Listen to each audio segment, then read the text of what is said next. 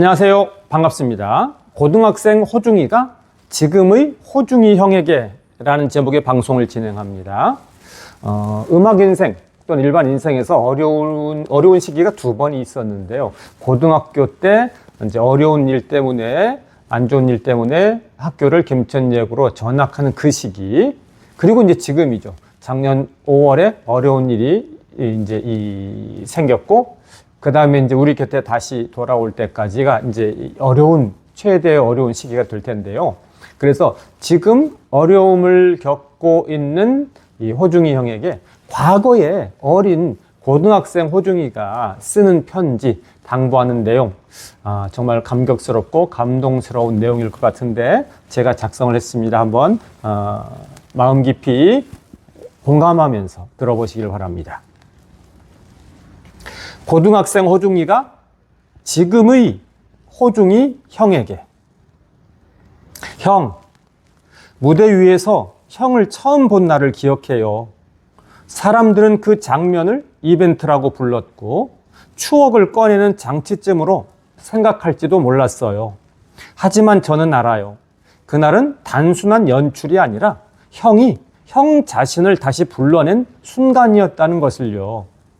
명절에 들뜬 공기 속에서 밝은 조명 아래 저는 형을 올려다보고 있었어요. 지금의 형, 많은 이름을 가진 형, 박수와 환호 속에서 이미 한 번 인생을 크게 건너온 형을요.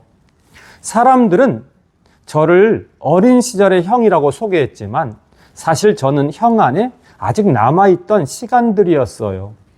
혼자 울던 날들, 말하지 못해서 밤새웠던 날들, 쉽게 믿지 못했던 순간들 같은 것들이요. 형은 웃고 있었어요. 그런데 저는 그 눈빛 안에서 흔들리는 것을 봤어요. 그건 성공의 그림자는 아니었어요. 성공은 늘 환하고 단단하잖아요.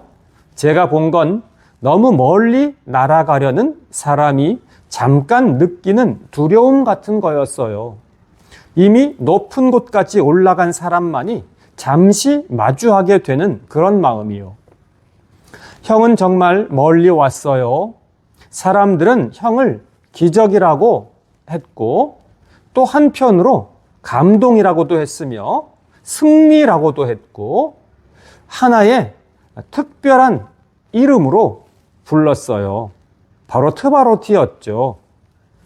노래는 더 이상 골목이나 집에서 마음속에서만 울리지 않았고 사람의 마음을 넘어서 다른 언어로 불리기 시작했어요. 세계로 비상하려는 몸짓도 보였어요. 그런데 저는 그게 좀 왠지 모르게 불안했어요. 저는 아직 노래가 기도처럼 불리던 시절에 머물러 있었거든요. 관객을 향한 노래가 아니라 살아남기 위해 하늘을 향해 불러야 했던 노래 말이에요. 형은 늘 바빠 보였어요. 형을 기다리는 무대도 많았고 형을 부르는 목소리도 많았어요. 대신 형 자신에게 해야 할 질문들은 늘 뒤로 밀려 있었던 것 같아요. 괜찮은지, 많이 힘들지는 않은지, 아직 노래를 할 수 있는 감정은 충만한지와 같은 질문들이요. 그러다 어느 날 그 질문들이 한꺼번에 밀려온 순간이 있었어요. 사람들은 그 일을 사고라고 불렀고 또 어떤 사람은 또 넘어짐 또는 추락이라고도 했어요. 하지만 저는 그렇게 단순하게 생각하지 않아요. 추락은 갑자기 일어나는 게 아니라는 걸 조금은 알 것 같아요. 이미 너무 높이 올라간 뒤에야 자기 자신을 내려다보게 되는 순간이 오는 거니까요.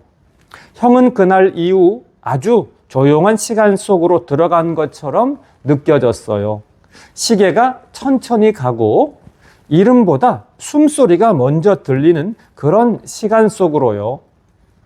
사람들은 형이 사라졌다고 말하지만 저는 그렇게 느끼지 않았어요. 사라진 건 박수 소리였지 형의 목소리는 아니었으니까요. 그곳에서 형은 다시 혼자가 되었을 거예요. 아무도 대신 말해주지 않고 아무도 대신 변명해주지 않는 시간들 속에서요. 어쩌면 우리가 처음 알던 시절과 조금 닮아 있었을지도 모르겠어요.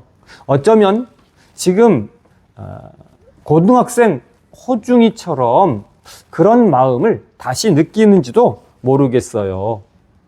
저는 그게 아주 나쁜 일만은 아니었으면 해요. 형은 완전히 혼자가 아니니까요. 적어도 저는 형이 어떤 아이였는지 기억하고 있어요. 노래를 부르면 세상이 고요해졌고 그 고요 속에서야 숨을 쉴 수 있었던 아이요. 그런 학생이요. 사람보다 노래를 먼저 믿었던 그런 아이 말이에요. 형은 지금도 노래를 부르고 있나요? 소리를 낼 수 없는 날에도 가슴으로 음을 세고 숨으로 박자를 맞추고 있나요? 저는 노래가 꼭 무대 위에서만 태어나는 건 아니라고 생각해요. 노래는 사람이 버텨야 할 시간을 만났을 때 더 깊어지는 것 같아요. 밝을 때보다 어두울 때 더 또렷해지는 게 노래인 것 같아요. 형은 언젠가 다시 빛 속으로 나오게 될 거예요. 고등학생 호중이가 다시 빛으로 나아간 것처럼 말이에요. 또 무명 시절을 딛고 미스터 트롯에서 다시 빛으로 나아간 것처럼 말이에요. 또 군복무 시절에 불안감을 다 이겨내고 다시 복귀해서 성공적으로 나아간 것처럼 말이에요. 그래서 형이 다시 빛으로 나아오게 될 때에 사람들은 그때 말하겠지요. 재기했다라든지 복귀했다라든지 또는 귀한이라는 이런 말들이요. 하지만 저는 그렇게 부르고 싶지 않아요. 저는 그날을 형이 다시 형 자신에게 돌아온 날이라고 부르고 싶어요.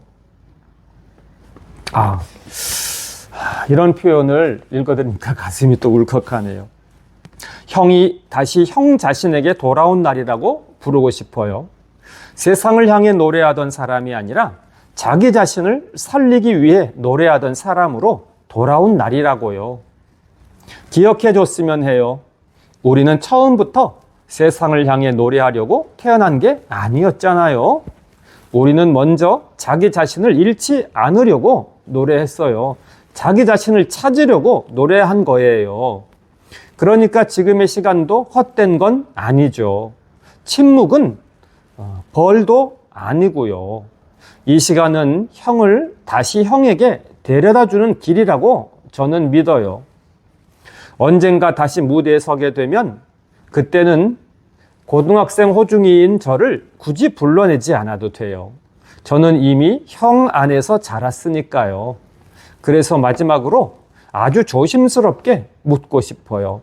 형, 아직 노래를 간직하고 있지요? 아직 꿈을 포기하지 않았지요? 그리고 형, 저는 가끔 생각해요. 우리가 다시 만나게 된다면 그건 무대 위일까? 아니면 아무도 보지 않는 아주 작은 방 안일까 하고요. 하지만 장소는 중요하지 않은 것 같아요. 형이 다시 노래를 부를 수만 있다면 누군가를 위해서가 아니라 형 자신을 위해서 숨쉬듯 노래할 수만 있다면 그걸로 충분하다고 저는 생각해요. 형이 어떤 이름으로 불리든 어떤 자리에서 서게 되든 저는 여전히 형 안에 있을 거예요. 노래를 처음 배웠던 아이로, 세상이 조금 무서웠던 아이로, 그래도 끝까지 노래를 놓지 않으려 했던 아이로요. 형이 흔들릴 때마다 조용히 형을 바라보는 눈으로, 말 대신 마음으로 형을 부르는 목소리로요. 그러니까 형, 너무 두려워하지 않아도 돼요. 부끄러워하지 않아도 돼요. 형이 형 자신에게서만 멀어지지 않는다면 저는 그걸로 충분해요. 네, 처음엔 안 그랬는데 편지를 이렇게 읽는 순간 가슴이 짠해지고 울컥해지고요. 눈물이 솟구치네요. 고등학생 어려움을 겪었던 고등학생 시절의 고등학생 호중이가 지금 가장 큰 어려움을 겪고 있는 지금의 호중이에게 쓰는 편지를 제가 읽어드렸습니다. 감사합니다. 고맙습니다.